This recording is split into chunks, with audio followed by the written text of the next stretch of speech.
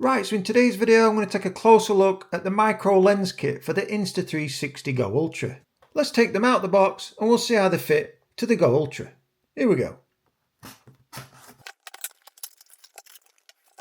Right, so that's everything outside the box. So first of all, on the far right we've got the micro lens quick start guide, and then we've got the lens cleaning cloth, the instructions manual, and finally the storage bag with all 4 lenses in.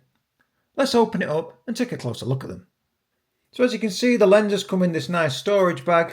We'll just undo this and take a look. They're nicely packed away inside there. Take each one of them out.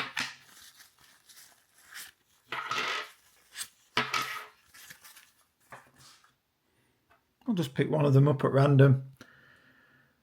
And just on the side of each lens, it tells you which one it is. So this is the micro 11.6 centimeters. Now that's 4.6 inches.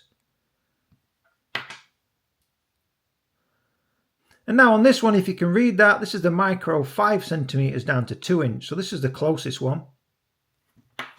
And now on this one, that's the 21.5 centimeter. That's 8.5 inch. And now finally on this one, this is the 38 centimeter. So this is the one what you use at long range.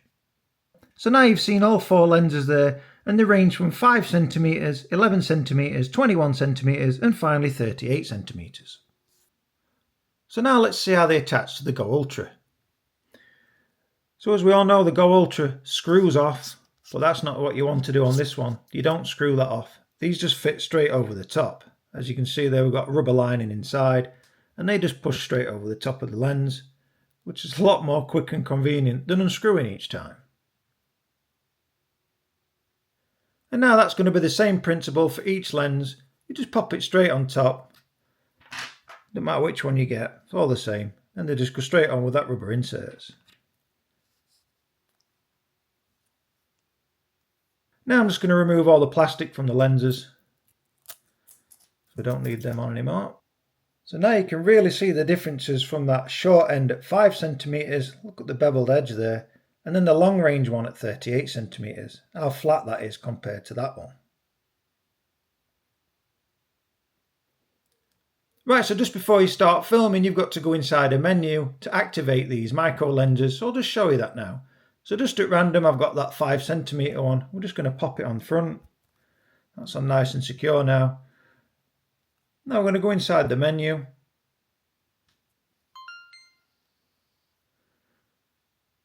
And now what we've got to do is swipe down from the top, swipe across, where it says Accessories, we'll just need the lens master at the bottom.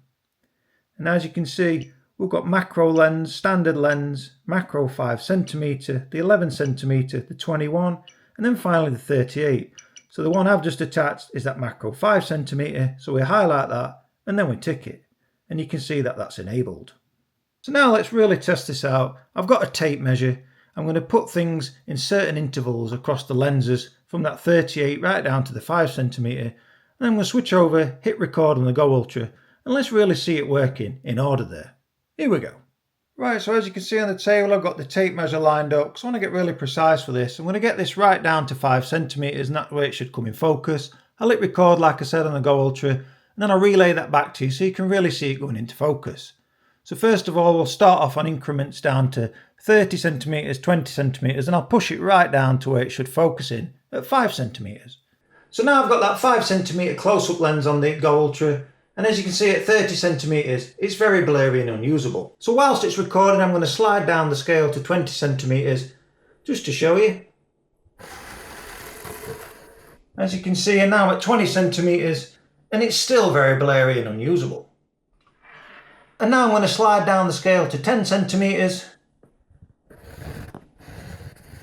which is approximately there. And although it's coming into focus, it's still not truly in focus.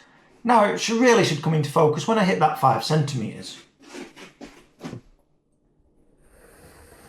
So as you can see, that's fully in focus at 5 centimeters. And now whilst it's recording, I'm going to pull back to 30 centimeters and you're going to see it go out of focus.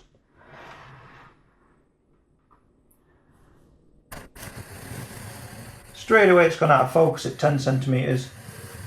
It's just getting blurrier and blurrier the further I go back. So that's 30 centimeters, and I can see that's really unusable and really blurry. So now I know that 5cm close-up lens really is working. Right, so now I'm back at 30cm with the next lens, which is that macro 11cm. So now while it's recording, let me slide it down to 20cm.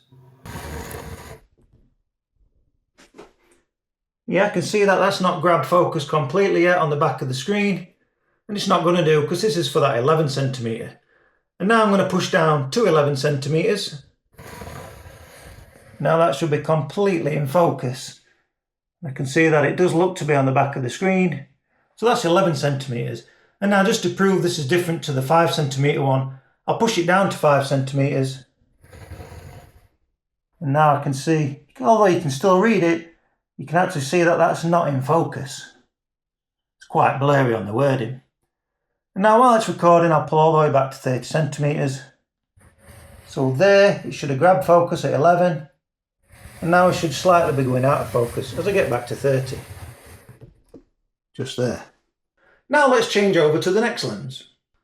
Right, so now I'm at 30cm with a 21.5cm lens, and I've hit record, and as you can see, well, it's difficult for me to see if that really is in focus on the back of the screen with the small wording.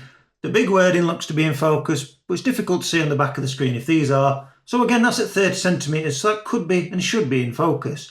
And whilst it's recording, let me push down to 20. So now I'm at 20cm, and that looks to be in focus because it's 21.5cm. So give or take maybe a few millimeters there. That really is in focus, but that is exactly at 20cm where the camera is. So I can see that that's in focus now. And now I'm just going to push all the way to 10cm.